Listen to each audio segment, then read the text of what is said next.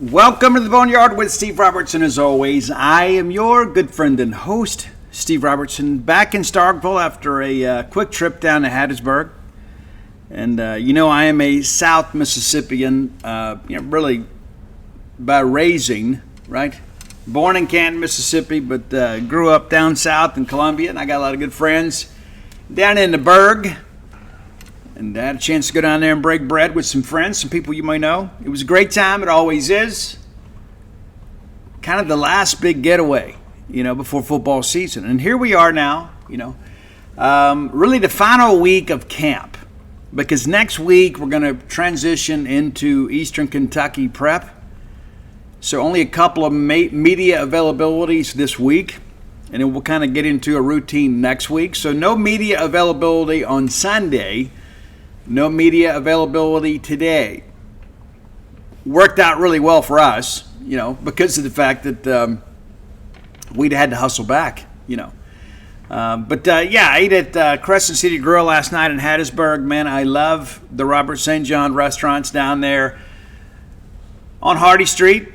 Had breakfast at Midtowner today.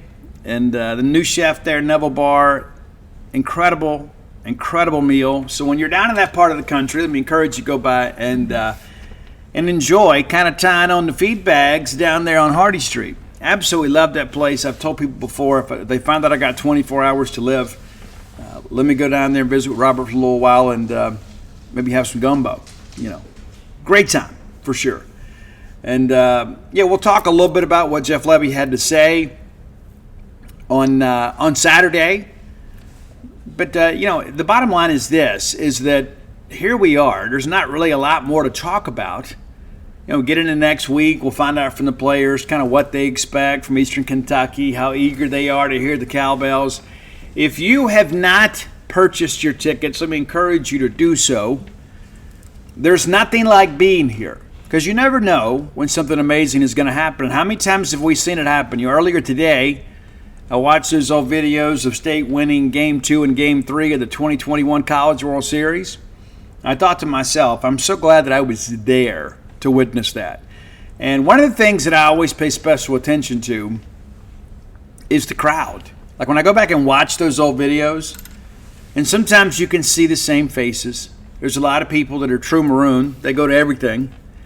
And every time you turn around, it's like, hey, I know that face. I may not know that person, but I know the joy on that face. I've seen that face before at Mississippi State sporting events. And watching Game 3 of the College World Series, probably watched that, 100 times since we won it 3 years ago.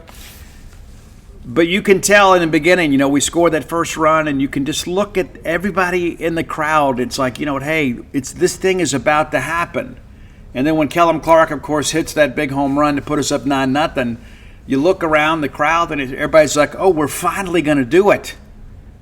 You can just kind of see the jubilation and also a sense of relief in the faces of those Bulldog fans that were there. And I think it's so important to be here to support our student athletes and support our university. And you say, Steve, you don't have to buy a ticket. No, I don't, but I often do for our family members and friends. And it's so important. It's just like I think about, people have asked me, Steve, what's your top 10 moments covering Mississippi State? It'd be difficult for me to put that thing together, but I would say near the top, probably just behind us winning the College World Series, is the day we beat Auburn to go to number 1 in the country back in 2014 in football. And I remember walking off the field and walking towards the post-game press conference.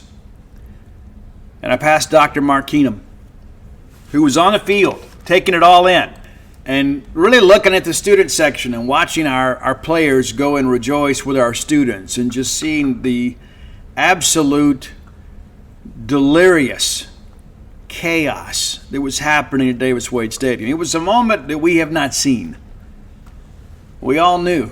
Not only were we going to probably rank number 1 in the country, probably going to leapfrog over Ohio State, we had proven we were a big-time team and a big-time program. That Dan Mullen had us on the right track. And I think to myself, as I walk by Dr. Keenum and Scott Strickland's there, and Kyle Stewart, I think, was close by. But, you're walking across there, and it's like, this is one of those moments that was probably great on TV. It probably was. But it was a memory that will last those in attendance an absolute lifetime. The fact that we were there, people got to ring their cowbells, you got to see it all up close, and got to see us take the next step as a program. And there have been so many times in our history that we feel like, hey, we're a pretty good team this year. And then somebody within our league would remind us, you know what, you may be pretty good, but you're not great. On that day, we were great. We got to experience something we've never seen before. And so I encourage you, listen, we're not going to have those type of, memories from beating Eastern Kentucky. But I hearken back, to something Dan Mullen said, years ago. He goes, hey, you don't build the great program and then show up. We got to sell out every game. You need to show that you're a big-time program, whether the results there or not. And I tend to agree with that. And, of course, it's a lot easier to pack the car when you expect the Bulldogs to win. And we certainly expect the Bulldogs to win next Saturday. But it's the first game of the Jeff Lebby era. It is. And I encourage you to come out and support that. I think it's a great thing. Kind of show these players and these coaches that we are behind them. I hope they don't have to win your loyalty, because you're a Bulldog fan. And so, again, if you're already on the fence about buying tickets, let's pack the car, get the kids, get them a new Mississippi State shirt, and let's go enjoy an evening together as we kick off the Jeff Lebby era here at Mississippi State. Hey, let's thank our friends at Bulldog Burger Company. I plan to get in there one day this week. I'm not sure what day. I'm not even to eat today. Plan to get back in there soon. I was in there last week, had the comeback burger. We only got about a little less than 2 weeks left before the comeback burger goes away. I'm advocating, and I hope that the comeback burger becomes a regular menu item. As I had a friend last week in town, we met at Bulldog Burger Company to talk about some music stuff. And he goes, hey, what are you going to have? I said, I'm having a comeback burger because I can only have it for a limited time. He goes, let me try it too. And about halfway through, he turns to our server, Ian Robertson, and says, this thing is a winner. I absolutely agree. You can't miss with the comeback burger. I think it's something you'll have fun with. So when you're enjoying one of their 3 great locations, of course, University Drive here in Stark Vegas, Gloucester Street there in Tupelo, Lake Harbor, out in the Richmond Flowwood area, be sure and go check that out. You'll be glad you did. Have the spring rolls as your appetizer. They will make you and everybody around you better looking. Not cool as that, right? We all need more of that. And after a couple days of not getting a lot of rest, I think I need it too. Part of my beauty care regimen are the spring rolls from Bulldog Burger Company. Add them to your life as well. And get a chocolate shake to go or a Nutella shake to go or whatever the shake of the week is. You'll be glad you did. You can ride that ride home with a smile. Bulldog Burger Company, the place where people go to meet, M-E-A-T. All right, let's talk a little bit about what all Jeff Lebby had to say following the second scrimmage of camp. The first thing, I asked the first question, typically do, but I just kind of ask what's your general observations, because you never know where that's going to go. Sometimes it gets a little coach speaky, and sometimes you kind of unearth something. One of the things that he said that I thought was good to hear is last week, if you recall, he mentioned, hey, we had some pre-snap, non-playing type penalties. He said that was a lot better this week. And that's what you want. You want to feel like, hey, you're getting better week to week. But he said it was still a lot of back and forth. A lot of back and forth. And that's the thing, too. It's kind of like Leach used to always say that you want to have some things to feel good about, but some things to be pissed off about, and that's always the case. Like if you're playing defense and the offense makes a play, you always say there's a bust here, a guy didn't do a job here. So you want to have some success, but also have some teachable moments, and it appears that really is the case. Now, there has been a lot of concern here as of late about Trevion Williams, and it's so interesting, too. We haven't had the opportunity to go to practice in a little bit, and that's really my only criticism. The availabilities have been great. Jeff Lebby has been very much available to us, but I wish we could watch a little more practice. But when we did, we noticed that Trevion Williams really wasn't running a lot of team drill reps. The limited time that we saw, kind of some OLDL stuff, he was not participating in that, which is always a concern. And so that was one of the things that was kind of brought up in the press conference on Saturday. And really about him and Calvin Dinkins, just two guys that we expect some big things from. Both have been a little bit banged up. And Levy says, quote, they'll both play a huge piece. Both of those guys, we're trying to be really smart in getting them back. Dink's done a little bit more, but Trey's doing some really good things early. Both of those guys will have major impacts. I don't know how much they play against Eastern Kentucky, but I'm told that they're on pace to play against Eastern Kentucky. Now, of course, my thought process is, and I'm sure you guys feel the same way, I would probably limit the snap count. Like if they're not 100%, I'm not going to go run the risk of them getting injured against Eastern Kentucky. Remember, we lost one of these guys last year in the Southeastern Louisiana game.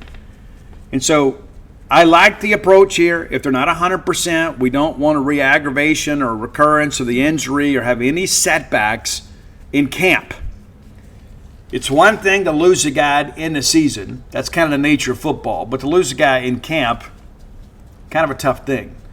And so those two guys, we discussed the defensive line last week. So we had some depth on the interior.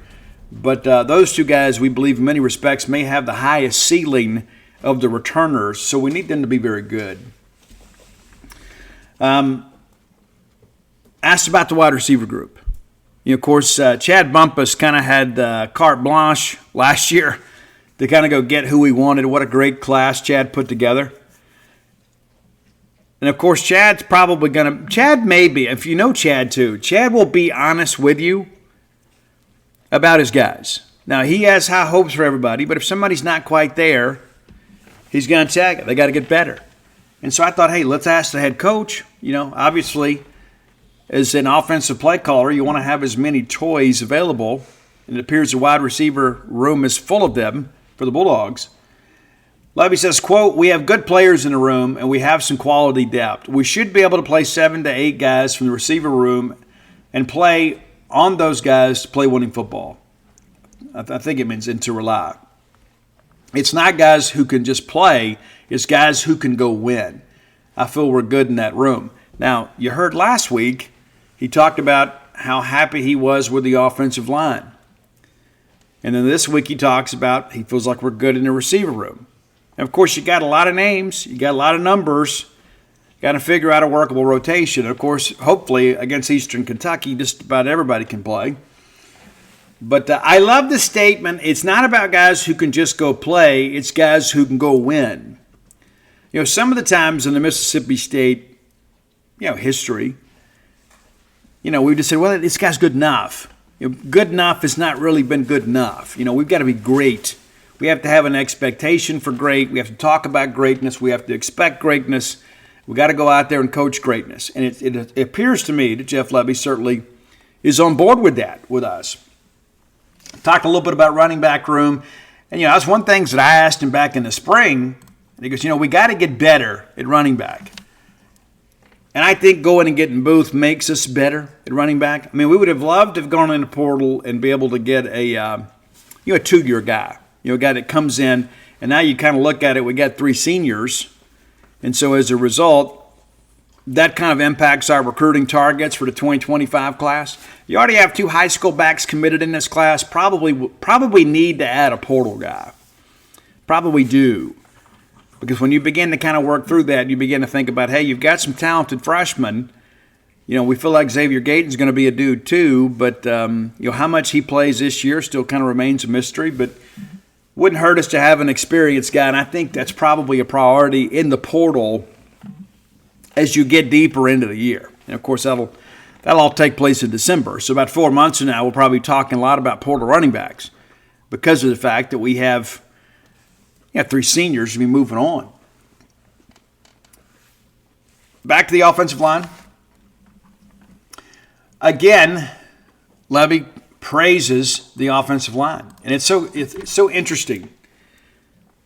We've talked about the quarterback, the starting quarterback, Blake Shapen. Coach, are you on the same page? You and Blake do it? Yeah, no question about that. Coach, how you feel about the receiver room? Hey, we're good in that room. Coach, how do you feel about the offensive line? 2 weeks in a row, and it was a good follow-up too because we talked about them last week. Have you seen them kind of continue to progress? Levy says we got guys in that room that are getting better every day. being incredibly intentional when they're in the building. We're moving some guys around to make sure we have the best 8 or 9 with position flexibility, and we're finding the right ones. I'm proud of that group. We have a lot of work to do and a long way to go, but that group is in a good spot. And so these are the things that you want to hear. Running back, probably not exactly where we want it to be, but improving. Offensive line, 2 weeks in a row, gets good reviews by the head man. Continues to say good things about Chapin, good things about wide receiver. I guess the only thing we hadn't really asked him about as of late is the tight end room. But I like the fact that Levy, an offensive-minded coach, is finding that he has some personnel groups that are rising to great expectations. When the head man is happy, I think we're all going to be happy, right? Again, we've talked extensively this offseason about, hey, we're going to be as good as a defense can make us. And there may be some games that we got to win a track meet. And I think we have the ability to do that against some teams, maybe not all teams. But I think we're going to have the athletes to compete on offense. And that'll put a lot of pressure on other teams defensively. And, of course, when you can score, proficiently, it puts a lot of pressure on the other offense too. You go up there and you begin to get some separation in the game, people quickly kind of get out of their game plan, and sometimes that plays into your hands. So, again, I like what we're hearing about the offense from Jeff Levy. And listen, you guys have heard him speak. He's not a guy that's just going to sit here and just coach speak you to death. No, he's not just automatically going to just lay his cards on the table either. You got to go fish a little bit with him. But you've heard him say, hey, we've got to get better here. We got to get better there. And so all of a sudden, when he starts saying, hey, this room's had a good week, this room is getting better, we're in a good spot here, that resonates with me because I've heard the other end of it, right? It's not like week after week after week. It's the same thing. But all of a sudden, as we get closer to the season, we're starting to get a little praise out of the head man. I think that's important. I think it's a really important thing. And one of the questions that was asked is like, hey, hey, Bulldog fans, do you wonder why so many dogs are suffering with health issues? Actress Katherine Heigl, not just a pretty face with a ton of talent, she also has a heart of gold. And she's helped save over 16,000 dogs through her foundation. She says she's seen more issues with dogs' joints, odors, and health care than ever before. And after doing a ton of research, she feels there's one place we can look to support any dog's health: their food. So she decided to create something she could actually feel good about feeding her own dogs. It's called Superfood Complete. Superfood Complete is made with over 30 of the healthiest ingredients on the planet, including several superfoods vital to your dog's health. Badlands Ranch also supports the Jason Dubas Heigl Foundation, which has helped rescue thousands of dogs and place them in loving homes. How amazing is that? Guys, I'll tell you this, when that bag of Superfood Complete shows up at my house, my dogs absolutely love it. As soon as the bag opens, they can smell it. They're like, hey, I know what time it is. It's amazing. They will leave their regular food for this.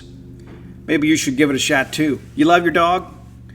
Go to badlandsranch.com/boneyard and order right now to get up to 50% off your regularly priced order with a 90-day money-back guarantee. If you want your dog to experience all these incredible things, go to BADLANDS ranch.com/boneyard today. Hey, Bulldog fans, Steve here. I'm a big proponent of saving money. I like to do it for you here on this show. Got another great opportunity for you. And here's the thing, too. I'm not the kind of guy that's going to go through a lot of red tape and BS and all that kind of stuff just to save a few bucks. It's got to be convenient. That's the great thing about Mint Mobile. They talk about, hey, you can get wireless for $15 a month, and I thought, there's no way. It's just too good to be true. So I called them on it. Turns out it really is that simple. You can get wireless for $15 a month. The longest part of the process might actually be the time it takes you to get off hold with your current provider. It's incredible. To get started, go to mintmobile.com/boneyard. There you'll see that right now, all 3-month plans are just $15 a month, including the unlimited plan. All plans come with high-speed data and unlimited talk and text delivered on the nation's largest 5G network. You can use your own phone with any Mint Mobile plan, and you know what? You can even keep your old phone number, along with all your existing contacts. Find out how easy it is to switch to Mint Mobile and get 3 months of premium wireless service for just $15 a month. To get this new customer offer and your new 3-month premium wireless plan for just $15 a month, go to mintmobile.com/boneyard. That's mintmobile.com/boneyard. Cut your wireless bill to just $15 a month at mintmobile.com/boneyard. $45 upfront payment required. Of course, that works out to exactly $15 a month. New customers on the first 3-month plan only. Speed slower above 40 gigabytes on the unlimited plan. Additional taxes, fees, and restrictions apply. See Mint Mobile for more detail. Where would you say you are in relation to being prepared for the season? Now, I can assure you there's not a coach in the country right now with 10 days to go that feels like he's ready to play a game. No matter what anybody would tell you, everybody understands how valuable these final practices are before you play the season opener. And more times than not, you play that season opener and you still have a lot of question marks. You may not have them publicly, they may not be out in the media, but as a coaching staff, you're thinking, man, I sure hope so-and-so can hold up at this spot here. We'll find out, And so that's an important aspect of this thing too. But, it's like, hey, Coach, where are you? And, of course, he probably gives you the most predictable answer possible. Hey, we're right in the middle. I like where we are. I also like that we have 2 weeks left to clean stuff up and dial in on detail. That's something all of our guys are looking forward to. And so, yeah, first-year coach, in his mind, I'm sure you're never going to really be, quote, ready to go play that first game. You're not going to be ready. You got a brand new roster. You got players, number one, you didn't coach last year, and you got 45 or so more that weren't even here last year. And so you really don't even know what you have yet. Now, you can feel good about what you've seen in practice, but you don't know how a team is going to respond until they get on the field and play an opponent. Until they have to hit somebody else when the band is playing and cowbells are clanging, and everybody's getting ready to sing the fight song. You don't know. You think you know, but you don't know. And as a first-year head coach, I'm sure there's even more trepidation behind that. There's even more worry. It's like, you know what? I just don't know. But I can tell you that everybody you speak to, no matter who they are or how experienced they are, everybody's going to tell you, hey, we need these last few practices to be really good for us. We need our game prep to be good. We need our film evaluations to be good. Our game planning's got to be good. Our installation's got to be good. Nobody, until the toe meets rubber, is going to sit here and tell you, hey, we're ready. They may say that to their team, but as a coach, there is always that concern because that's the nature of coaching, especially as the head man, is you're always kind of looking at weaknesses and things that you could possibly shore up. That's an important aspect of coaching. Now, you get out there and always talk about, hey, this guy's going to be great, this guy's going to be great. It's difficult to coach those guys. And coaching, in many respects, requires a critical eye. Maybe not always a critical mouth, but a critical eye. That's the best part of self-scouting, right? You got to go through this and say, hey, could we be better if we did this? Or if we moved this guy here? If we started this guy over that? Or moved this guy to the 2 deep? You got to think, you don't want to tinker too much, because you get into game prep, it's, hey, depth chart set. That's one of the things that we'll find out next week. And again, I'm going to say this as calmly and nicely and friendly as I can. The depth chart is for entertainment purposes only. Understand that. And not to mention, a lot of the depth charts that get floated out there are completely incorrect. Mike Leach used to troll the media at times with the depth chart because Leach didn't fill it out. And then sometimes he would tell the person that did, hey, put so-and-so first team. The depth chart is written in sand. And people are always like, hey, this guy's a 2 deeper. Or this guy, I read all the little updates that I saw said so-and-so was running first team guard, and then he doesn't play, and you're wondering what's happened. I would just tell you to go question your sourcing. rather than be critical of the university or the football program, because the truth of the matter is that the availability of each player is going to vary week to week. And I wouldn't tip off my opponents, and it's going to be interesting too. And this is a question we probably should have already asked Jeff Levy. A lot of discussion out there about them kind of forcing the issue as far as kind of more detailed injury reports. Mike Leach, God rest his soul, would have absolutely lost his mind about that. How many times did you see it? Well, Coach, what can you tell us about Dollar Bill? Well, Dollar Bill's doing great. He's superhuman, looks like the rest of us. Just like the rest of us, he's 100%. And Leach used to tell me that he felt the guys that got up there and talked about injuries were just kind of making excuses. He goes, it's my job as a coach to find a way to win with the personnel that's available to me.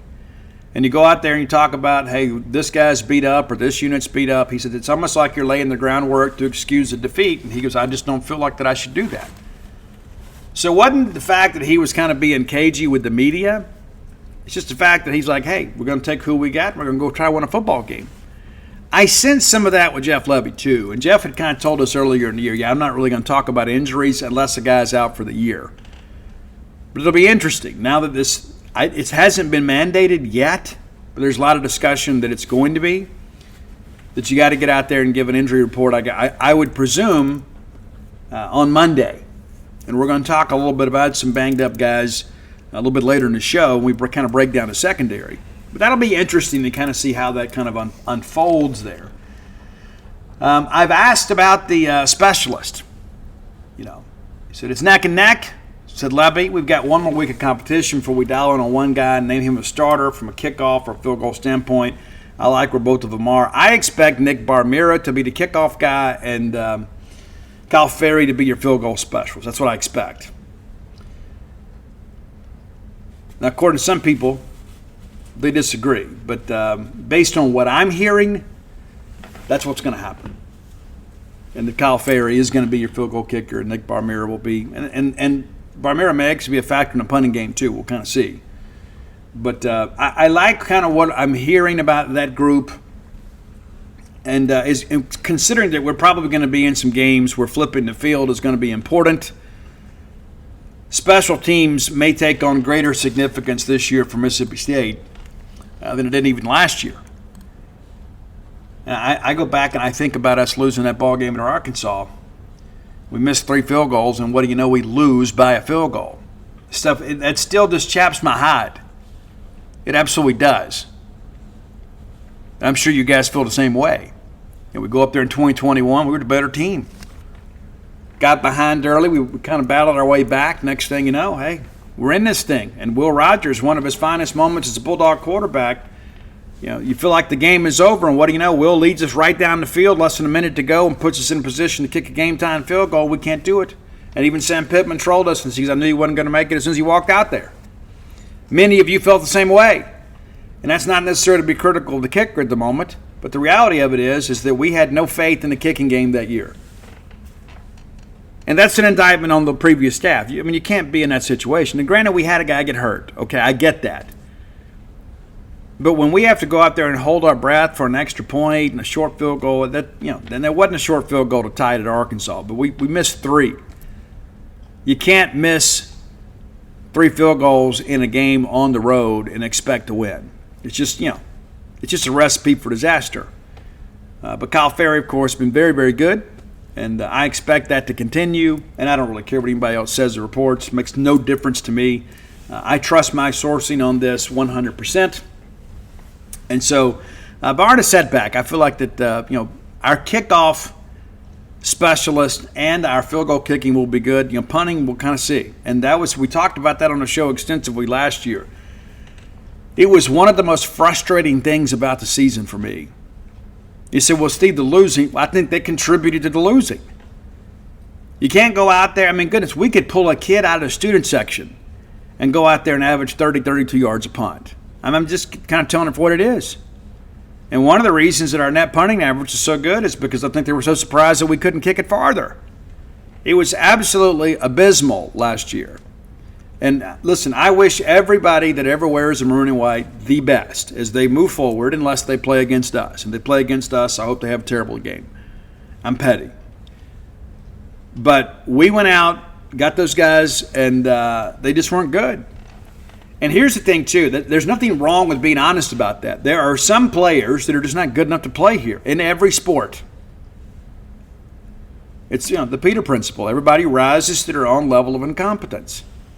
And again, it kind of goes back to what Jeff Lebby said. We're not just looking for guys that can play. We're looking for guys that can win.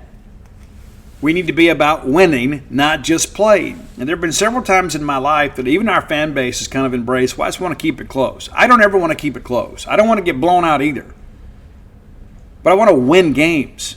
I don't want to be able to say, well, the transitive properties of our loss, Arkansas lost to Alabama by 17. We only lost by 10, so we should be able to beat them.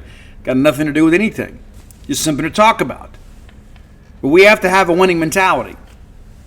And there are a lot of people got strong opinions about that. And one of the things that I'll tell you, and I know some people aren't going to like this, and I don't care.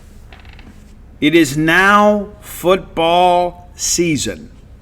Football season. It doesn't matter where the stripes are on the pants. It doesn't really matter what logo we wear. The best branding that we have or we have ever had is when we've won. Period. We went to number one in the country with those Banner M helmets, and I don't like that logo as a sports logo. I've been very open about that. But you know what? Nobody called and said, hey, Steve, what do you think we should wear this year? Goodness, my wife doesn't even ask me that. What do you think I should wear this evening? I'm typically asking her, hey, how are you dressing? Because I don't want to be underdressed, even though I typically am, because I'm going to go and be myself and be comfortable in my own skin.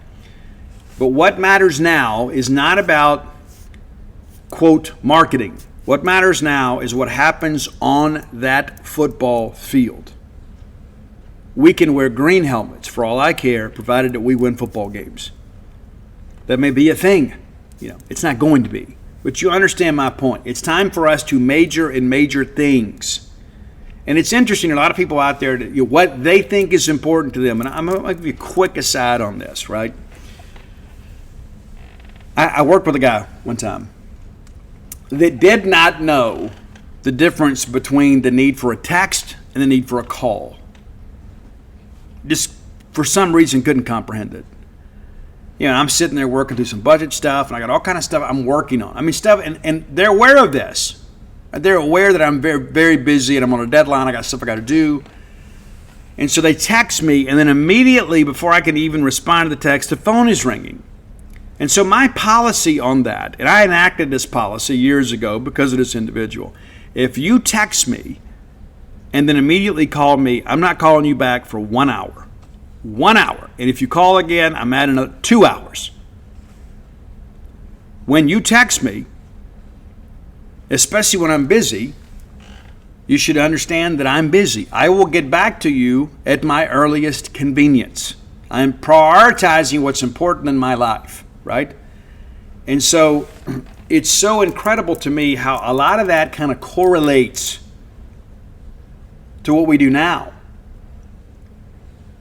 I think everybody kind of sees that for what it is. There are some people in the world, and I'm not limiting this to the Mississippi State fan base because it's just that it wouldn't be fair. It wouldn't be accurate. But there are some people, they think what they are obsessive about or what they stress is important, that you should too, and that everybody should. And you know what? Sometimes that's true. But when we get bogged down in the minutia of sports, when we start saying, hey, we need to do this, is it going to win us a game? Because that's where we are now. Anything that we do right now should be about winning us a game. And that, to be honest with you, that should be Zach Selman's first question with every request that anybody in an athletic department ever makes. Hey, Zach, we should do this. Hey, is that going to help us win a game? Well, I think so. Well, is it going to help us win a game? Well, impress a recruit, so that may help. Okay, well, cool. Then let's do it. Hey, I want to go write this check for this. Is it going to help us win a game? Well, no, I just like it. Okay, we're not going to do that then. Everything that we have to do from this point forward should be about winning football games. Nothing else matters. It mattered when we had, Script State Month. It mattered when we had No Maroon Pants Month. All that stuff mattered then. It doesn't matter now.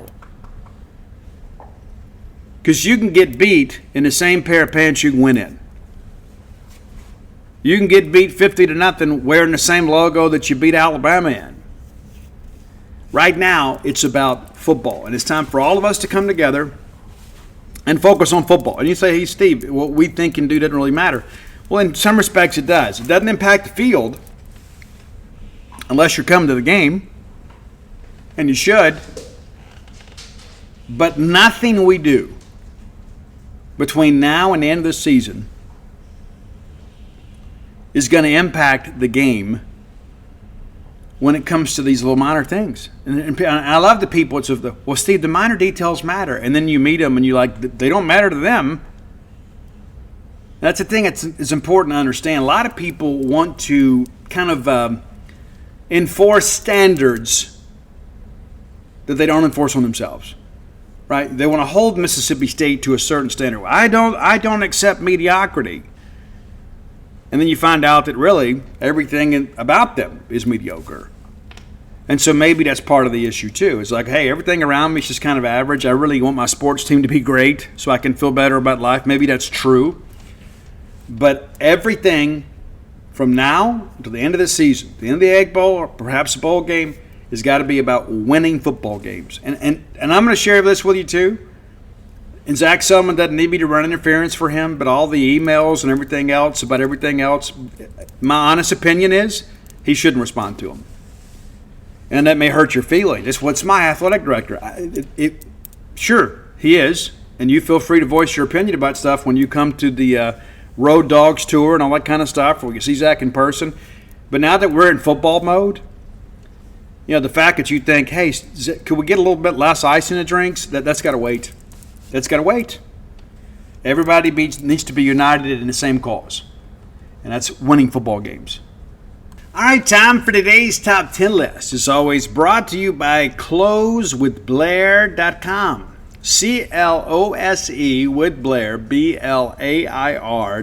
Blair Chandler is my friend, your friend, our collective friend in the mortgage industry. And here's the deal, too. Many of you maybe have considered buying property, and maybe you just don't know how to go about it.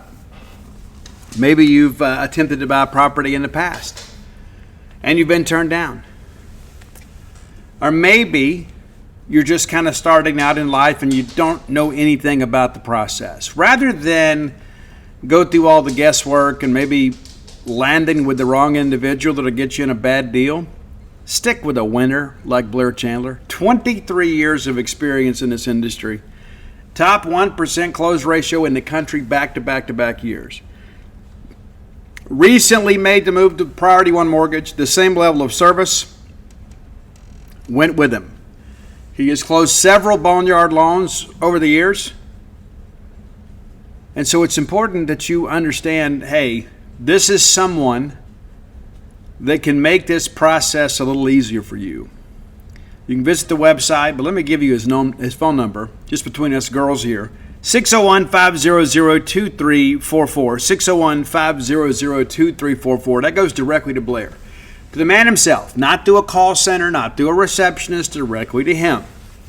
You're dealing with one of the best mortgage loan originators the state of Mississippi's ever seen. All right, so let's be sure and kind of check in with him and get all your mortgage needs taken care of. It doesn't matter if it's, hey, could be a game day condo in your future, which may prove to be more affordable than you think because Blair's a guy that can get creative. Or maybe you're looking to buy a home for the first time. Maybe life has dealt you a curveball and you've got to go through a life reset. Maybe it's a transfer, a relationship change. I don't know.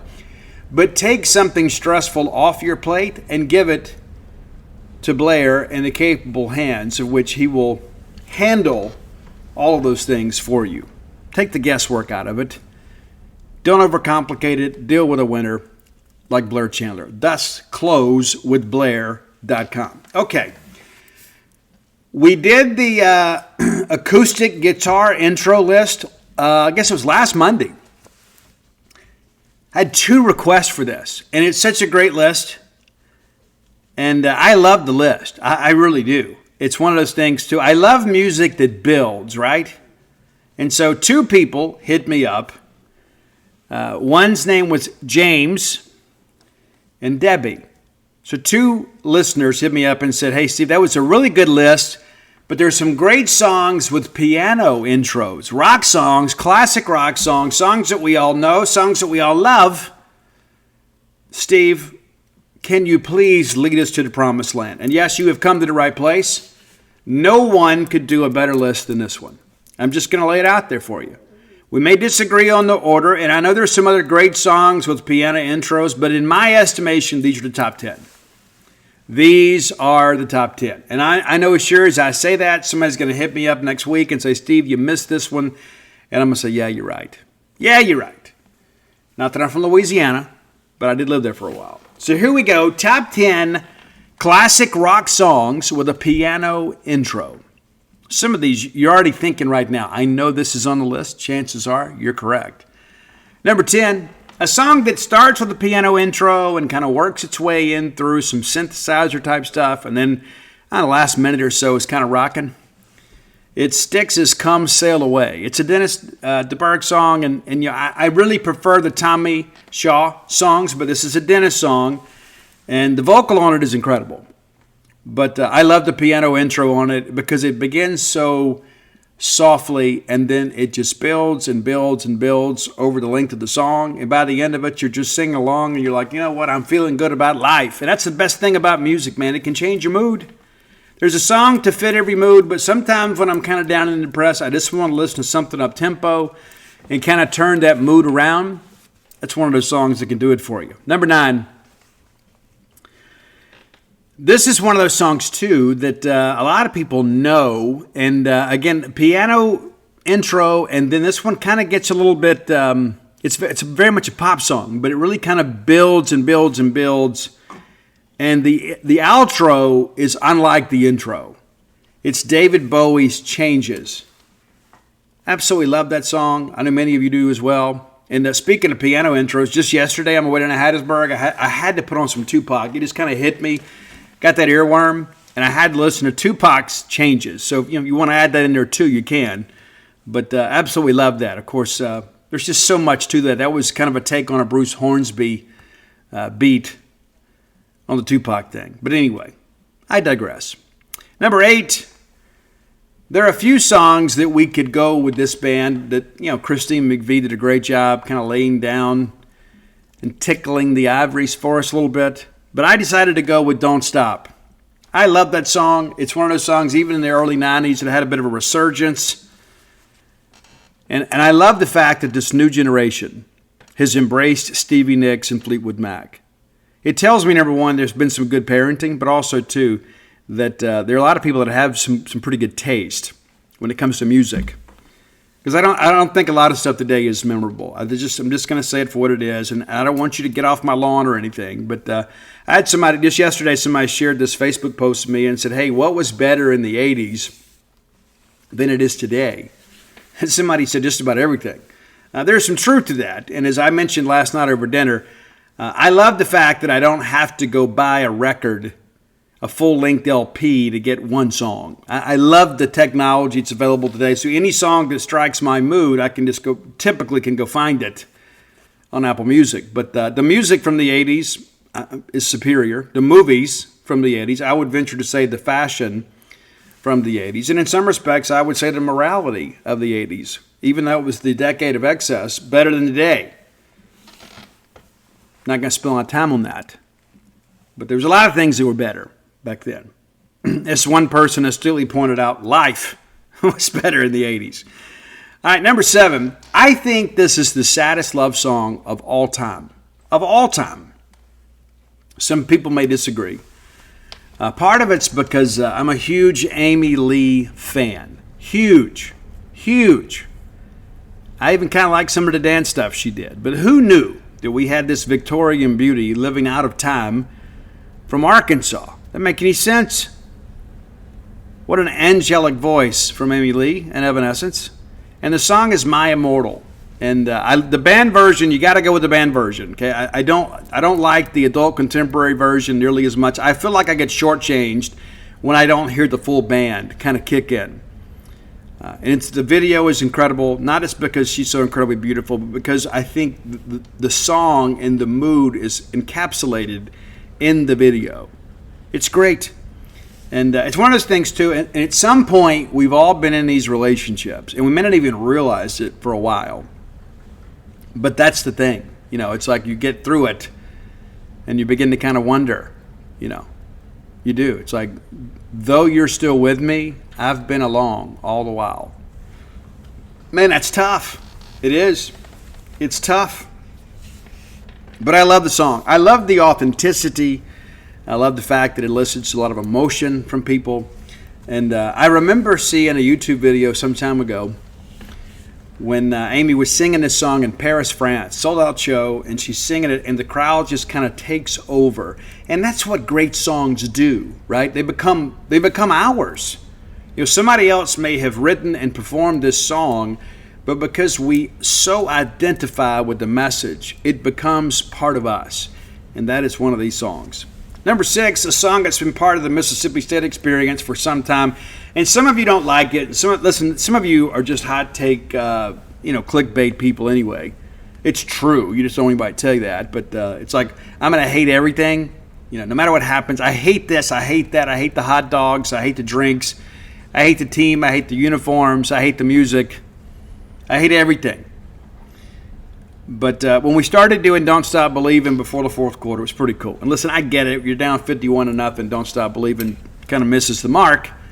But a lot of people, began to kind of market that. The maroon and white shirts that said, "This is a small town girl." I love it, man. I love it.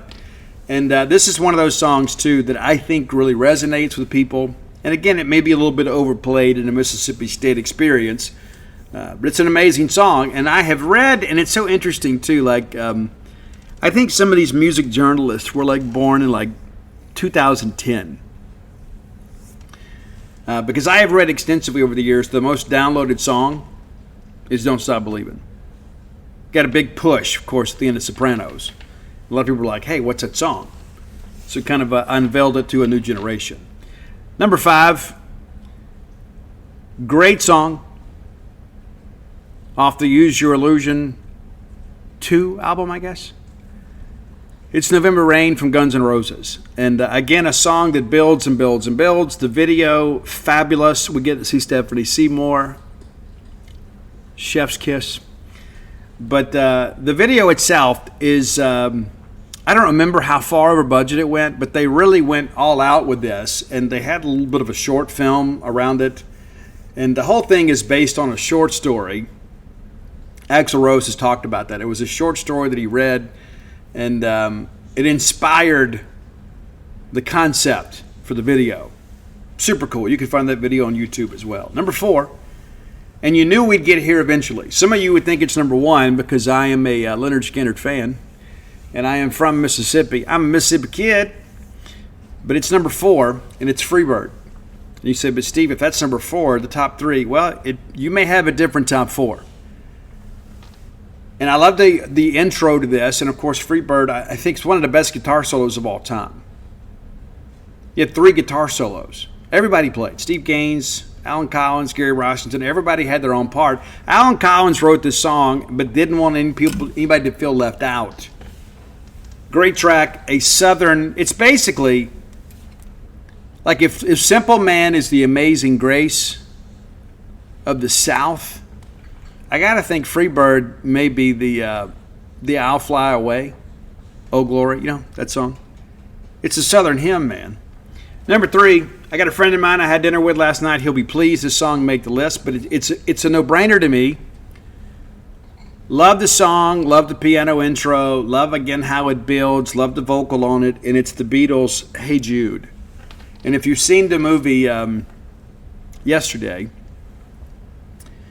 kind of about the Beatles disappearing from the face of the earth, and the only guy, there was one guy that got it and remembered the Beatles, and so he began to kind of play their music, and he became a superstar. And he had to work with Ed Sheeran, and Ed Sheeran had this great idea. Hey, let's change it to Hey Dude. No, we're not doing that, Ed. Respect your songwriting ability, and I know you didn't write that in the script, but no, we're not doing Hey Dude. Number 2, this may be a surprise for many of you. I think it is one of the best rock songs of all time. The vocal on this is so incredible. There are a lot. If you listen to Mickey sing, I think you would feel like, you know what, I'm not a singer. Even if you are, you'd say, you know what, I can't do that. I'm not a part of that. That's a level of talent that I'll never reach. No matter how much I rehearse, it's God-given. And Mike Portnoy and Joel Hoekstra from Whitesnake and Dino all covered it. It was my favorite COVID cover. And you can find their version. It's amazing, better than the original. But it's Jefferson Starship's Jane. And I love the piano intro, and I love the piano throughout the song, but I love the vocal on it. It is just so incredibly great. Jane from Jefferson Starship. If you are a young buck and you're looking for, like, hey, I want to surprise the parents, and I want to get involved with a classic rock song that maybe they didn't turn me on to, this is it right here. It's Jefferson Starship's Jane. Number 1, though, I think this is a no-brainer at number 1. Some of you may disagree. You know my affinity for Queen. Her Majesty, the Queen. It's Bohemian Rhapsody. And how could it not be?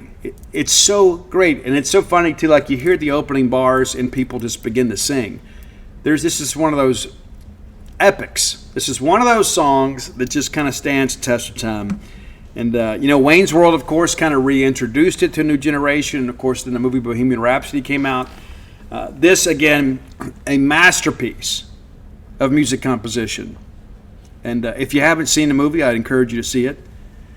But it's Bohemian Rhapsody. Bo Rap, man, how in the world could you move away from that? And Freddie so amazingly constructed the song in a way that even if you don't like, even if it doesn't resonate with you, it's just such a fun song to sing.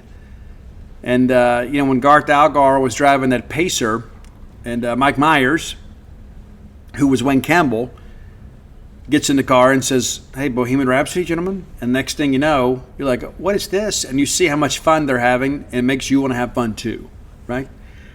So that's our list. And again, thank you guys so much for your feedback, and I appreciate the suggestion. If you have ideas for the top 10 list, reach out, let us know. Best way to do that is to hit us up on social media.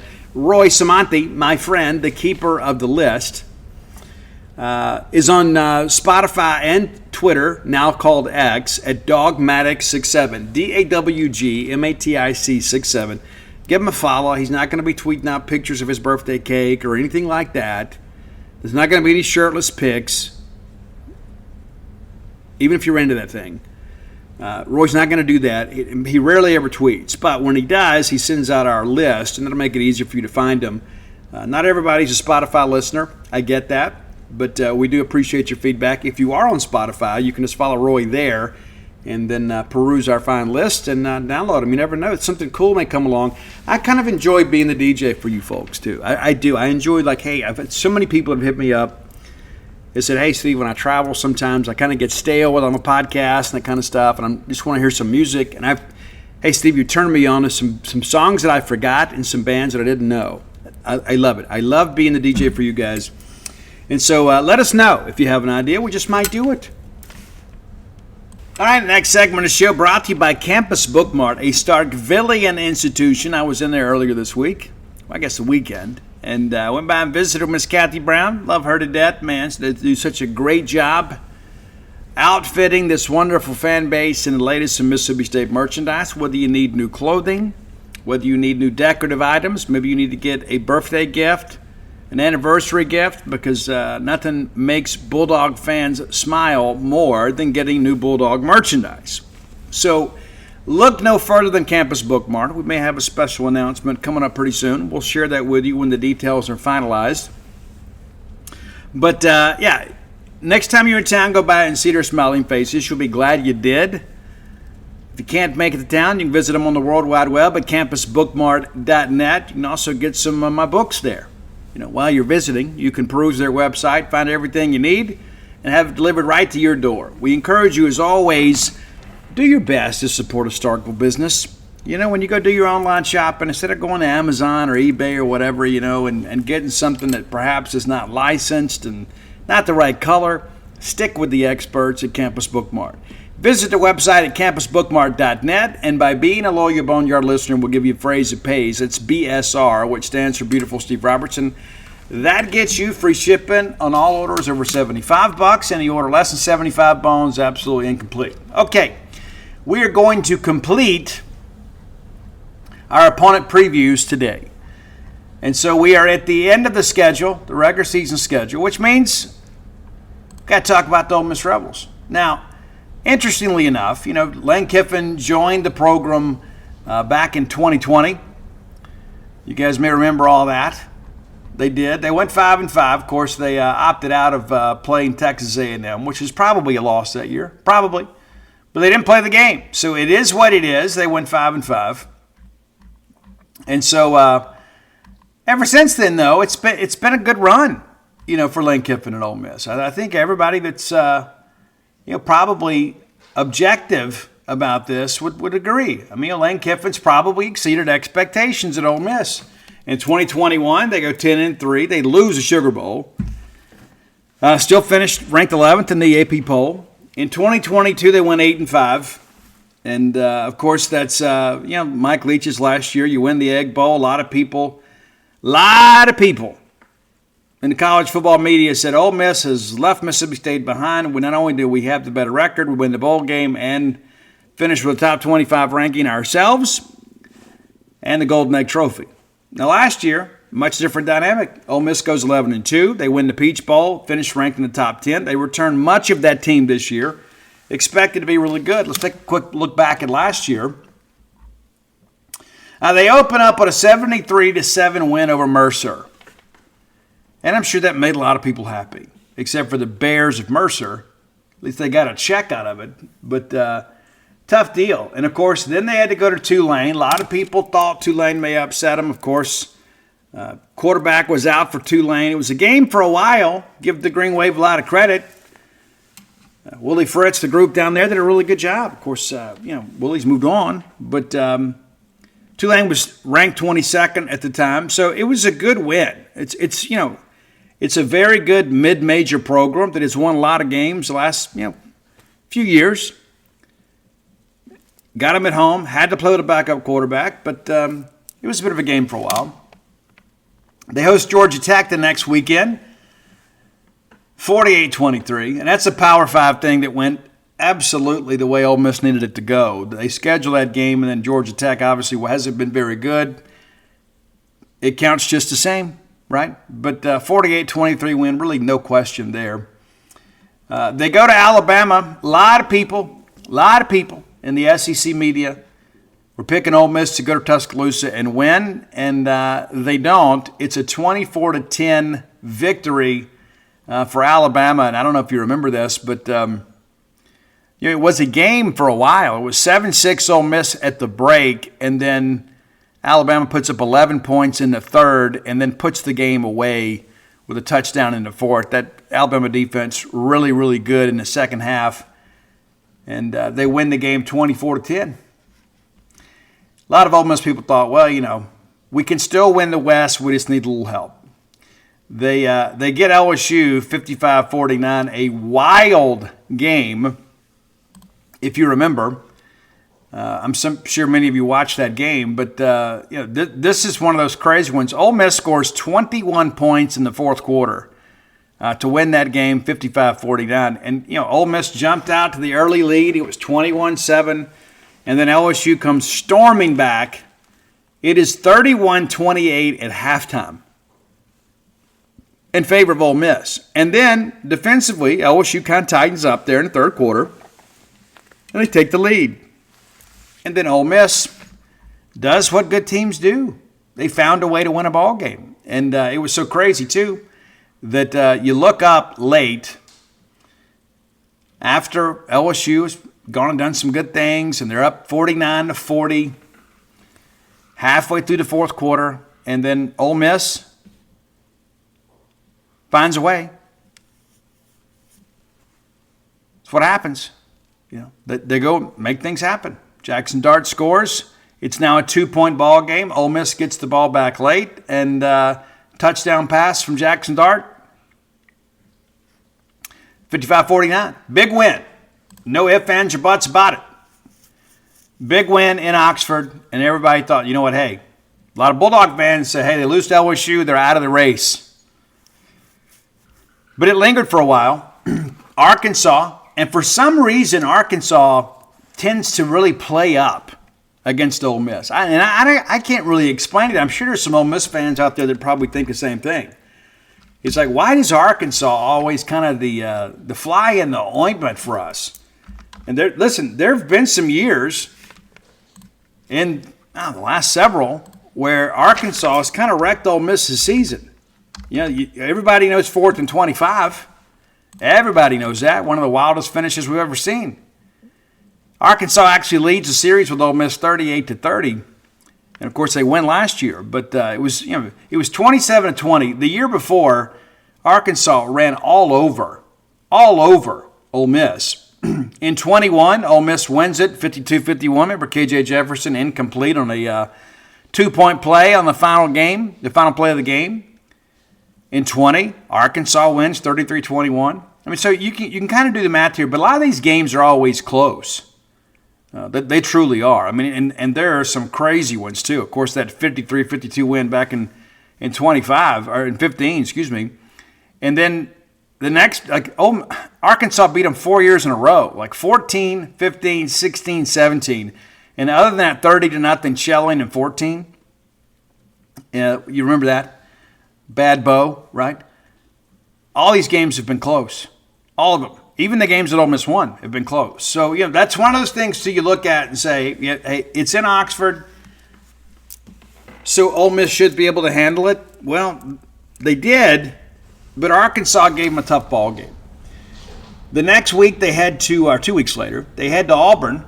Got to play in the Freeze Bowl.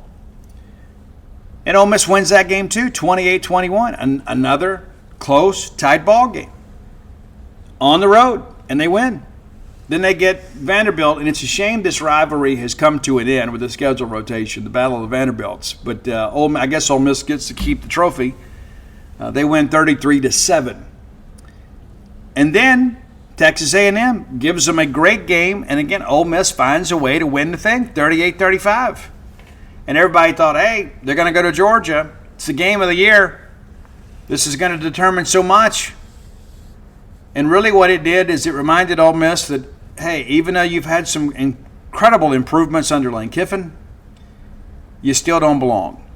And Georgia absolutely crushes them 52-17. I don't know if you remember that game. I'm sure many Mississippi State fans do because we were having a tough year last year, and you were happy to see Ole Miss get destroyed. But it was 28-14 at the break, and then Ole Miss scores 3 points the rest of the game. Pretty rough game. And everybody said, well, that's probably it, And some crazy stuff continued to happen, and obviously Ole Miss didn't make it to Atlanta. The only team in the West from the original expansion back in 92, the only team when we went to divisions that never played in the SEC championship game from the West. It's a nice distinction. Of course, the Ole Miss fans listening to the show is like, yeah, we're going to make the playoffs this year. Well, you should. You may not. History has shown that when you guys have high expectations, something crazy tends to happen. They get Louisiana Monroe 35-3, and of course they take care of us 17-7 in the Egg Bowl. And I know many of you have probably tried to block that game out of your memories. I thought the Bulldogs showed up to play, and even though Ole Miss was expected to have, and they did have a very potent offense, last year. State defense played pretty well, and people forget this too. It's 3-0 at the break. That's it. And you start thinking, hey, we're in this thing. And lo and behold, Will Rogers cashes in from 1 yard out in the third quarter to make it 7-3. Ole Miss comes back, scores, makes it a 10-7 ball game. And so we're in it. And then big play, touchdown pass from Jackson Dart to Caden Priestcorn to put it away 17-7. But, we still had the whole fourth quarter to play. We just couldn't get it figured out, and give them credit. They came to Starkville, they win. Again, kind of looking back at this, they ran the football basically at will. I mean, 226 yards, still a pretty significant number when you can run for over 200 in a Southeastern Conference game. State limited Jackson Dart considerably, went 14 of 26, but they made him throw it underneath a lot. Just 96 yards net. And the big play, of course, you're coming on the Priestcorn touchdown. I mean, you think about that for a second. The rest of the 13 completions netted 70 yards. But no matter what the statistics show, the scoreboard said 17-7. So Ole Miss has the egg. And so let's run through this year's schedule. And it's a really favorable schedule. It's a really good time if you're an Ole Miss fan because expectations are high. And you should have a really good team. Yeah, you don't have Judkins, but Bentley's going to be really good. And we'll see how things kind of play out. I think Lane Kiffin has kind of shown that, it really wasn't Jeff Lebby's offense. A lot of people, including myself, thought, hey, they'll probably have a little bit of a setback when Lebby leaves. I don't really know that they did. And give Lane Kiffin a lot of credit. And so they open up with Furman. That's a blowout. They get Middle Tennessee in week 2. That's a blowout. They go to Wake Forest. And, here's the thing about that game. Ole Miss should be favored to win that game. I don't think there's any question about that. I think Ole Miss should win the game. But having to go on the road is always tough against a Power 5 opponent. Now, when you begin to think about, what Wake Forest looks like and what they have been, I mean, listen, they have been a team that has found a way to win some games. Maybe they shouldn't. I don't think they'll win this one, but I do think that they will probably put a scare in Ole Miss a little bit. And I think in the second half, Ole Miss will kind of put this thing away. I mean, they were just 4-8 last year, but it's really the whole thing about leaving home and things like that. I mean, Wake Forest has had some decent teams, but I think it could be a game for a half, and then Ole Miss puts it away. Maybe not the blowout that some people project. I think Wake Forest maybe keeps this thing under 3 touchdowns, but I think in the second half, Ole Miss's offensive weaponry will just be too much for the Demon Deacons. But it could be a game for a half. Georgia Southern the next week, that's a blowout. So it's 4-0 and probably a better start than last year. Because last year, again, some tight games. I just don't think there's going to be any tight games in the non-conference for Ole Miss. I think they're really skilled offensively, and a lot of people think that your defense should be really good. They did a really good job in the portal, but they should be 4-0 hosting Kentucky. Now, can we ever expect Kentucky to win a game, a must-win game for us? I mean, honest to goodness. Do you really think Kentucky is ever going to be able to do anything of significance? And people say, but Steve, it's just not right the way you talk about Kentucky. I mean, listen, they've had the benefit of being in the East. And that's going away. And lots going to change in their lives. But, they couldn't even win in Oxford with Will Levis, who was supposed to be the greatest quarterback in the history of the draft. And you remember he had the big turnover late. But, these games have been competitive in recent years. I think Ole Miss is better. Back in 17, Ole Miss wins in Lexington. In 2020, Ole Miss wins in Lexington. And you know how difficult a place it is to play. And then in 2022, again, Kentucky's in a great position there to kick the game-tying field goal at the very least. But instead, Ole Miss comes up with a big defensive play. So no, I think it'll be the same old story. The hope is that Kentucky can at least slow them down a little bit. But I just don't see. I think Ole Miss wins that game, especially being at home. Not that they've had any problems winning in Lexington the last couple trips. So you're looking at 5-0. And then you got to go to South Carolina. And Williams-Brice is a tough place to play. It truly is. I just don't think there's going to be anything really there to stand in their way other than that crowd. I just don't see it. And so you look at it and say, hey, Ole Miss is going to be 6-0. Should be ranked in the top 5. based on winning. They're already ranked high. Well, then they go to LSU. I don't know if this LSU team is going to be nearly as good as what we've seen. And really, under Brian Kelly, they haven't really been elite. And yes, I understand that they won the SEC West and beat Alabama a couple years ago. But I'm sure Ole Miss is going to come to this game with a full head of steam.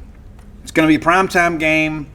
And I think really that may work against Ole Miss. On the road, at night, in Tiger Stadium, it's going to be a raucous atmosphere. Ole Miss should win the game, but when you begin to think about, history, it's so difficult to win in Baton Rouge, especially at night. Crazy things happen. Ole Miss knows this as well as I do, right? But you start working through here, let's just take a quick peek at the recent games in Baton Rouge. LSU wins in 22, 45-20. LSU wins in 20, 53-48. And that wasn't a great LSU team. LSU wins in 18, 45-16. LSU wins in 16, 38-21. LSU wins in 14, 10-7. That's a Leonard Fournette game that became a GIF. LSU wins in 2012, 41-35. LSU wins in 2010, 43-36. You got to go all the way back to 2008 when Jevin Sneed and the Rebels marched in and beat LSU in Baton Rouge. So 16 years ago since Ole Miss has won at LSU. I think there is a real good chance they're going to lose that game at LSU. And again, we'll take a quick look at it when we get closer. But I think it's pretty safe to say that's even the most loyal of Ole Miss Rebel fans will tell you that's a big hill to climb. And if they're going to have success this year and get where they want to go, they got to win that game. And really, I think the pressure is going to be on Ole Miss. I just know going down there and playing LSU at night in a game they feel like they have to have, that crowd can take over. So it'll be interesting. 2 weeks later, they get Oklahoma and Oxford. Again, I think Oklahoma is going to struggle a little bit this year. Venables, they weren't great last year, and then you're going to have a big step up in competition. I like Ole Miss to win this game. You like Ole Miss going to Arkansas and winning the game too, and of course Sam Pittman will be coaching for his job. And again, we talked about recent history has kind of favored the Razorbacks, but these games have been really tight. I just don't think Arkansas is going to have the horses. I think Ole Miss. And Sam Pittman and those guys have done a really good job, but it's a new staff up there outside of that. Barry Odom's been gone now for a couple of years. I think Ole Miss goes up there and probably exercises the demons a little bit there. And then they host Georgia. I'm going to be honest with you. I know this game's in Oxford. I really don't give Ole Miss any chance to win this game. Unless somebody on Georgia's hurt. I'm sure it'll be a great atmosphere. Probably fun to watch on television. But I got Georgia winning. I think even LSU, Ole Miss fans, everybody says, it's going to be a tough task for anybody. That's 2 losses. And then they got to go to Gainesville to close it out. And you got to wonder, okay, now Billy and those guys, I think the Gators may have quit by then. I just don't think this Florida team is going to be very good. They got some talent, but I think everybody's going to be thinking about the portal. And you got to wonder, Ole Miss, how will they feel kind of coming out of that Georgia game? And they get 2 weeks to recover, so they should be okay. But it could be interesting for a bit. I don't think Florida's going to have the horses to run with Ole Miss. And then, of course, State goes to Oxford with a chance to knock Ole Miss out of the playoffs. You got to take State. It's going to be tough. It really is. And but yeah, you look at it right now. I think Ole Miss right now is 10-2. That's my expectation right now. Lose to Georgia, lose at LSU. Are they capable of losing some other games?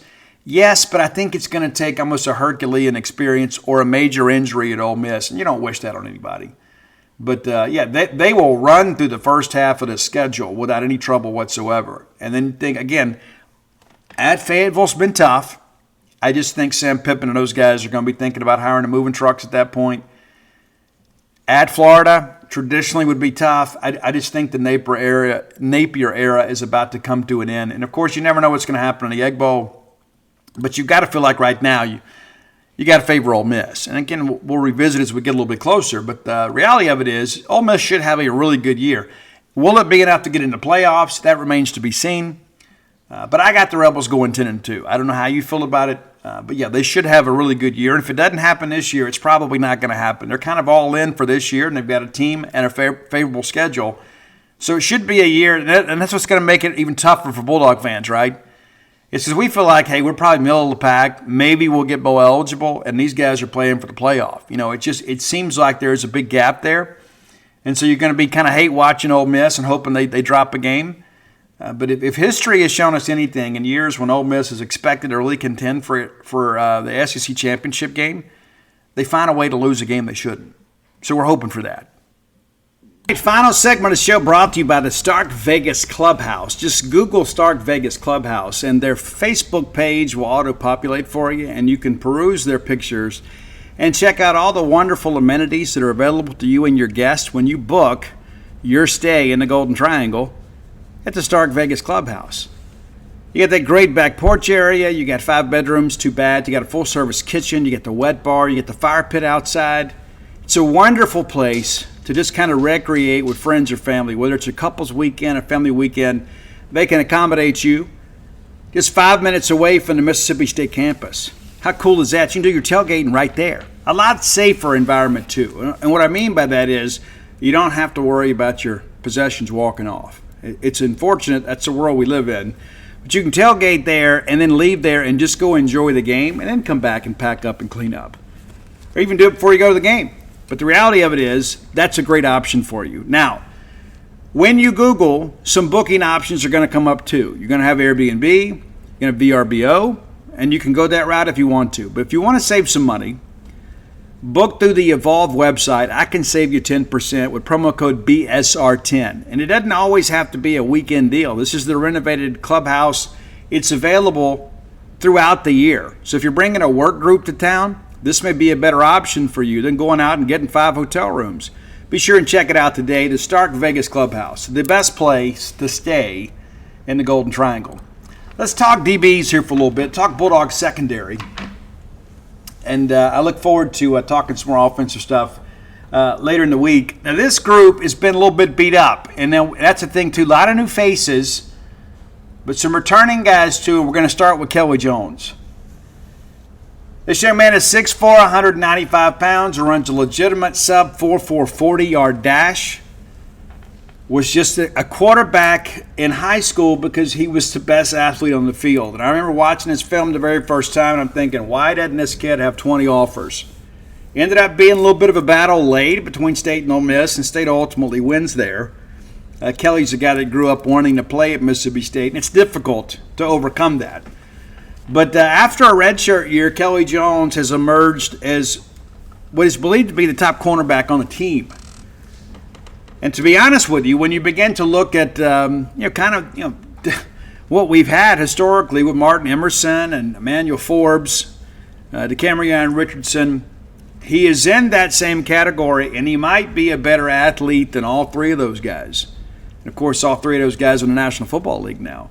Kelly Jones has the potential to follow in their footsteps, and we need him to be very, very good. And with his catch radius and his length, he is a guy that will probably draw some very important matchups against some of the best receivers in the Southeastern Conference. And so I don't expect him to be an all-conference player this year, but I think with his athleticism, he is going to give you a very, very important counter against some very talented players. And you make a mistake around him, it could cost you some points because of the fact with his foot speed, when he gets going the other direction, it's going to be tough to catch him in the open field. We need him to be good. I think by the end of his career, if he works hard and stays healthy, he's going to be great. But this year, expected to be first year where he's going to get major snaps. So there'll be some growing pains, but the raw materials are there to be an excellent player. Diego Bromfield transfers over from Memphis. Obviously, a guy that knows Matt Barnes well, a native of Cincinnati, Ohio, played at LaSalle High School. And you start working through the stuff here. He's been a little bit banged up. He's a little more of a squat corner. even though he's about 6 foot. But again, decent catch radius here. And so this is a guy that had a really good year at Memphis. We need him to have a really good year here. Another Memphis Tiger that has joined us is Travion Wright. Redshirt freshman in his own right, 6 foot, 180 pounds. Again, another lengthy guy. Hadn't played a ton of college football, and so he may be a guy that's probably down the depth chart a little bit this year, but I do think you'll have an opportunity to see him play. Could see some meaningful snaps there from him kind of later in ball games, I guess you could say. But, we'll see how things go, provided everybody can stay healthy.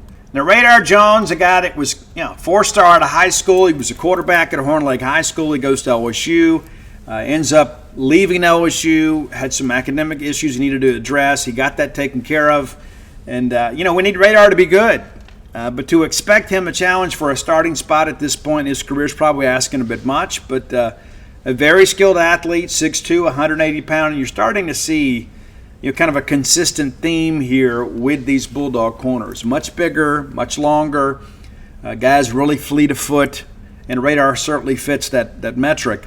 Now, Bryce Pollock was a guy that played substantial snaps last year as a freshman. He'll be better for it this year. We expect Bryce to certainly be in the rotation, possibly starting opposite Kelly Jones. We'll kind of see how things go, but certainly at 6'1", 190 pounds and a varsity letter under his belt, he is a guy that has kind of been through the rigors of SEC play, and for a while there he was absolutely outstanding. Got beat on a ball against Auburn that proved to be a pretty big possession in that ball game, but again, he's better for the experience. Now, Kamari Rogers is 100% healthy now. Last year, of course, his first year at Mississippi State, coming back from an ACL injury, kind of took a little while, and had a chance to speak to his dad here a few months back, and he is in really good spirits, and feels like that he is back and ready to go. And one time he was the number one player in the state of Mississippi when he was committed to LSU. Ultimately goes to Miami, but finds his way back home. Out of Holmes County Central, the high school's been really good to Mississippi State. 6 foot, 180 pounds is what he's listed. I think that might be pushing it a little bit. Kind of slim frame guy, but again, an incredible athlete, especially now that he's healthy. Expect him to get some playing time as well. Montre Miller transfers in from West Virginia, and as Jeff Levy told us over the weekend, he's kind of working through some things. 5'11", 190 pounds. And State kind of identified 3 corners out of the portal they really wanted, or I guess maybe 4, because you get Diego. But Montre got that last corner spot, and basically there were like 3 schools competing for all 3 of those guys. State ends up with Montre Miller. Should be a depth guy for us, but a transfer guy that's a senior, has played a lot of football, a native of Blytheville, South Carolina. So, you'll see him out there. Where's number 20? I think you'll be pretty happy with what you see, but I don't think that he is a starter in the beginning. Elijah Cannon, my hope is that we can redshirt him this year. Another long, lengthy, fast corner. Freshman out of Coconut Creek, Florida, signed as part of the 2024 class, kind of a late addition. A Corey Bell disciple. He was committed to FAU. And then Corey Bell gets a job here, and he convinces Elijah to come with him. Was a late addition to the class, but I really like what we've seen on film from him.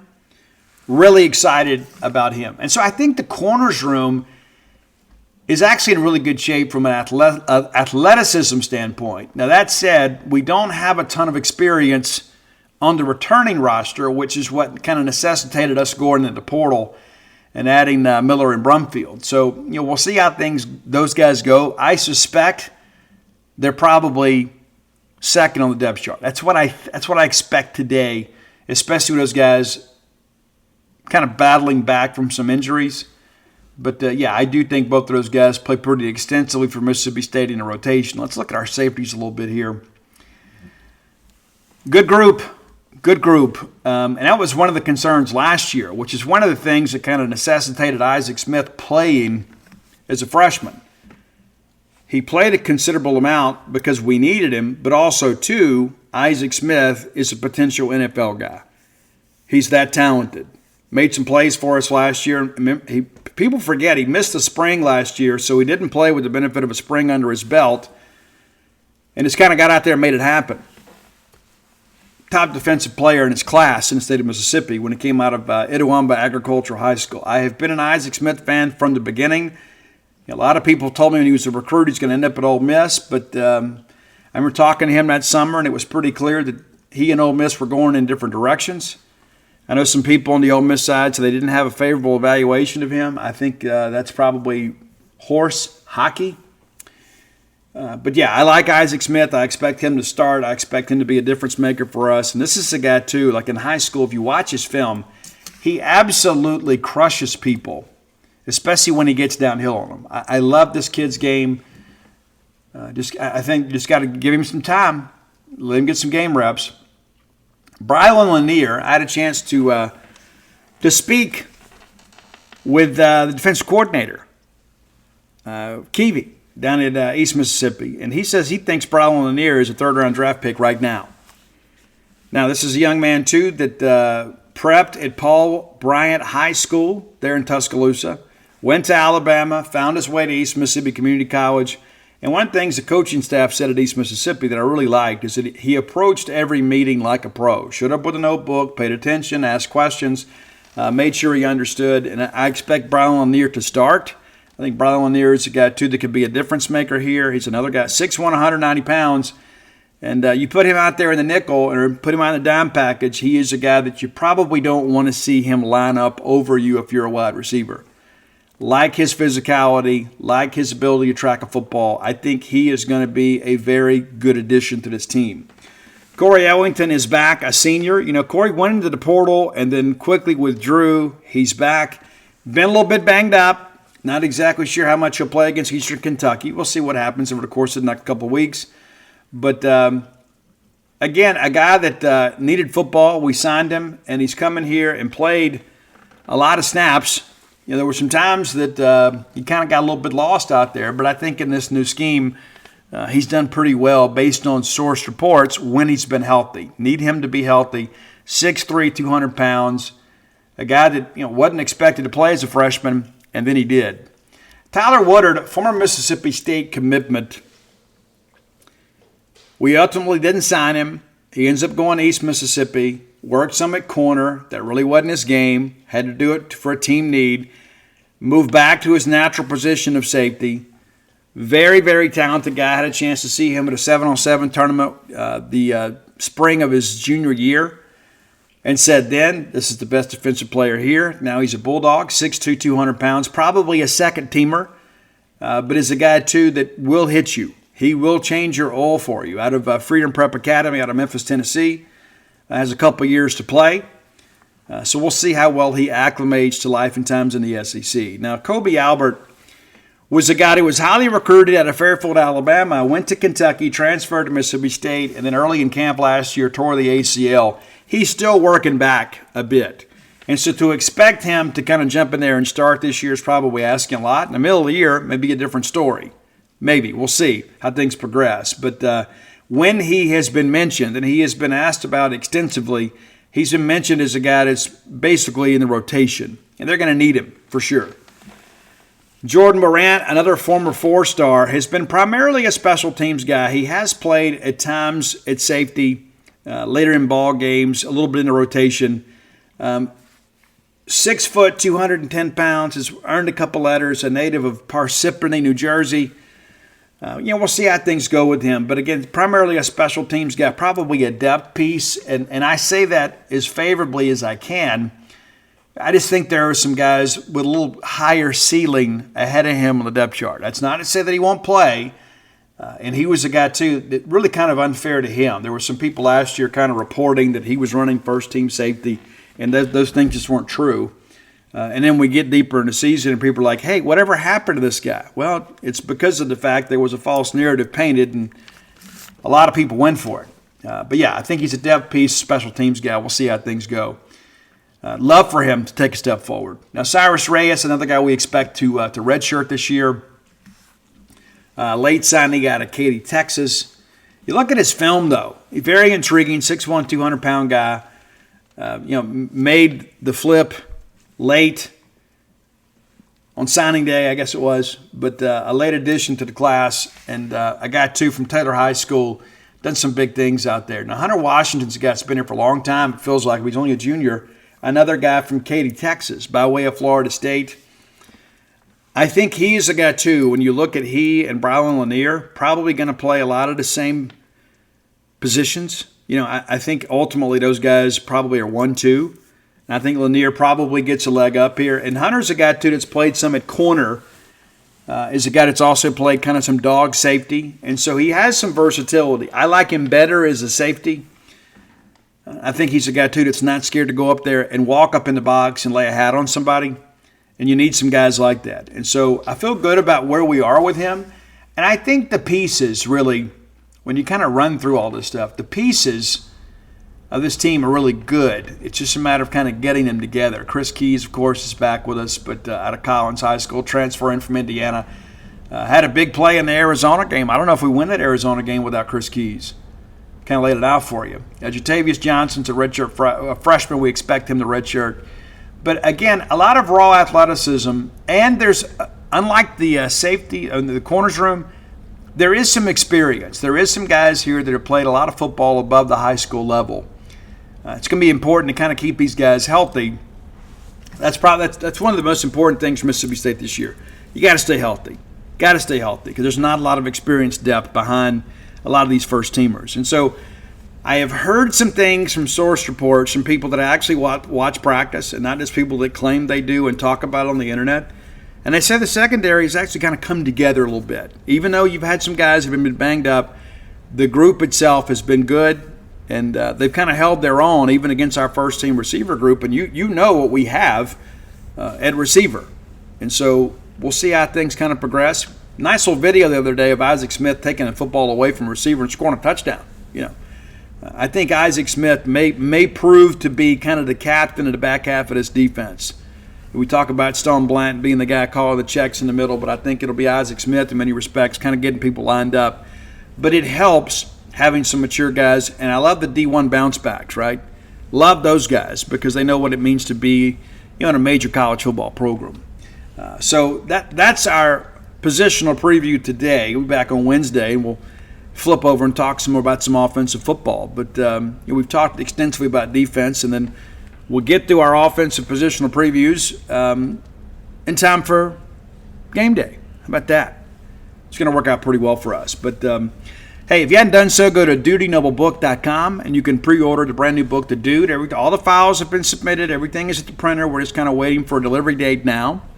And once the books are delivered, whatever's going on, I will go down and sign them, and then they'll get them in the mail to you right after that. And if you hadn't pre-ordered yet, now's a good time to do it. All of my sports books are there. So if you need Flim Flam, Stark Villains, Alpha Dogs, or Dog Pile, and everybody does, you can kind of bunch those together. Probably a smart move. But I look forward to you guys having that. And if you hadn't floated yet, you need to. We've got a lot of Boneyard listeners that are taking advantage of our discount program because I know they're going to come regularly. And that's the thing. You come first, you get the introductory rate. If you join the discount program, the rate stays the same. And if you get an advanced discount program or an unlimited package, the price per float goes down depending on how many floats you want per month. And there's no commitment. You can cancel anytime. It's a great time to kind of take care of yourself. And listen, as I've said on Gene's page, I wanted to give those folks a little bit of a lead time. We're already seeing some out-of-towners book for football weekends. And so if you are considering, hey, while we're in town, I may want to float, and even if you don't know what time game day is, you know what Friday night looks like, you know what Sunday looks like, I would advise you to go ahead and book. And you can download the True Rest app, and you can book online, or you can call 662-268-7601. Speak to the lovely wife, and she'll answer all your questions, and she can get you scheduled that way too. But you don't have to wait for football season to get here, even though it's just a couple weeks away. If you're in the area, and we have some people that travel as far away as Memphis and Jackson regularly to come float because they have found some relief in floating. And I have too. It's been probably the most important thing that I've done to handle my own level of anxiety because I can gas myself up pretty quick. But I float regularly. You probably have noticed I don't get quite as animated at times on the show. and it's a byproduct of floating. And I really think, honestly, it helped my writing ability with writing that book, because I floated regularly during the research portion of the book. I had a lot more patience with myself. But come be a part of that. And listen, we're doing great, and business has really picked up here as of late. We had a really great spring, and then, of course, everybody leaves town in June. But as people start coming back in July, things have been great. And now, we're starting to see the schedule really fill up in the month of August. And so availability just about every day, but a lot more limited now that everybody's back in town. Faculty's back, students are back, student athletes are back, those who didn't leave for the summer. And so you need to kind of plan ahead. And so it's been a great experience. We've been open over 6 months now, and every day it gets a little bit better. It does. I hope your life is good. I hope those that you love you back. And we'll be back together on Wednesday. I will do my best to get the show recorded earlier in the day. And it's so difficult when we got so much going on in the mornings. And today was a travel day for me. But I beg your forgiveness. I love each and every one of you. And until next time, let's all live our lives in a way we make more friends than enemies, and people can see a difference in the way we live.